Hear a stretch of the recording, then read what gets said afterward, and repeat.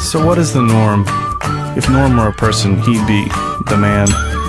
Overspending, yarg, and overconsuming. He'd be telling you to do the same thing as everyone else, as the average person, as the norm. Tara, Third Degree's creative director, concepted this idea of the norm and how TFCU could position themselves as a counterpoint to that. We really wanted to package it up in a way that was a little bit more like a form of rebellion against these generational habits of debt and overspending.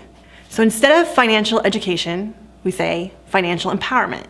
Instead of saying, don't go to a bank, go to a credit union, we say, buck the norm. And instead of a talking head saying all these things to you, we have this irreverent kind of thumb character. So we say, buck the norm.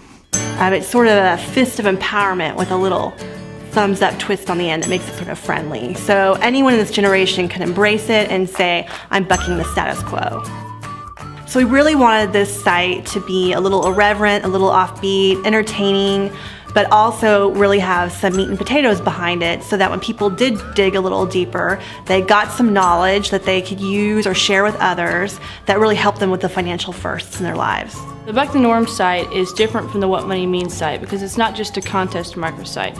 It's a full-blown website that is a resource for money matters for this generation. When you visit buckthenorm.com, you can find things like how to build a better budget with worksheets you can download. You can find interview tips, resume tips for finding a job. You can get peer-to-peer advice from our Money Talks correspondents on daily money matters that matter to them. You can also find fun things. You can take our financial quiz to find out what kind of financial personality you have. You can visit our downloads page and get things like wallpapers, buddy icons, and even a cool Buck the Norm ringtone. We also really stepped up the social media aspect of the site. It includes lots of multimedia that promotes sharing, like the ringtones, graphic downloads, and the webcomic. We integrated YouTube videos and a Twitter feed to help create continuous fresh content, and to generate reciprocal traffic through like-minded sites or blogs.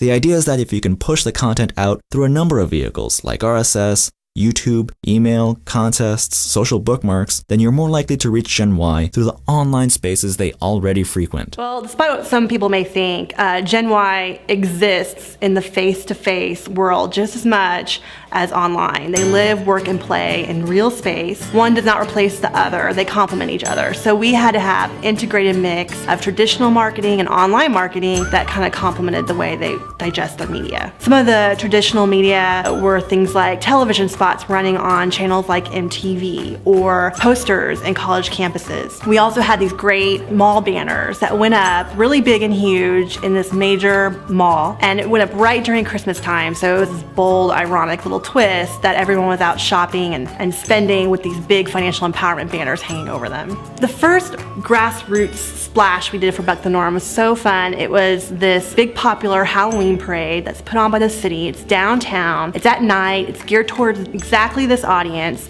So we decided to do a float with these big finger monster puppets, and they were the norm is scary, debt and overspending, and they were followed up by this crowd of revelers in these eccentric multicolored costumes touting these speech bubbles that said Buck the Norm. They were shouting out at the crowds. They were passing out little finger monster puppets with Buck the Norm tags. And the parade entry actually won Best in Show. They call it Beast in Show.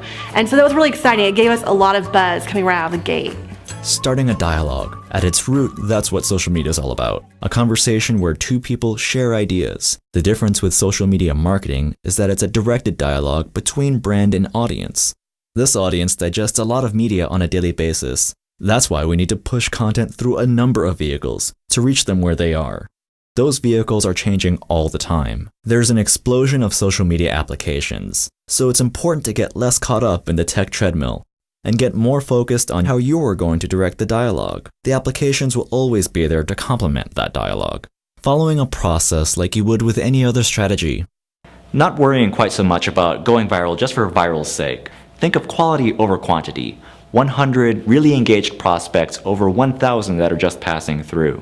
These are ways to make stepping into social media not quite so scary, more like approaching any other relevant marketing strategy. It can be intimidating to try something like the Gen Y program we're doing, because the internet world is so massive and because there are so many different ways to approach it.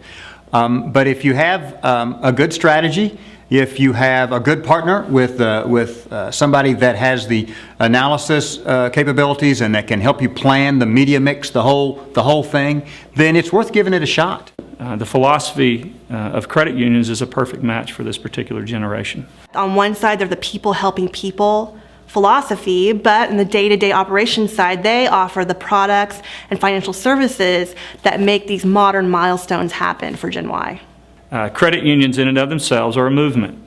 They are about people over profit. They are about being a trusted advisor, someone that's looking to help and not necessarily take advantage of or profit off of their customer. And Generation Y, being socially conscious and being so involved in participating in movements that are relevant and important to them, makes them a great fit. You know, it's real important not to overlook the overlap. There is an interesting connection, I believe, between baby boomers and Gen Y. Gen Y is pushing boomers like myself and Matt and their Gen X mentors into their world of social media communications. And, you know, we're finding it real exciting once we get there. There's no other generation at Third Degree that is having as profound an impact as Generation Y. Credit unions should be excited that Gen Y has opened this door for them, and now is the time.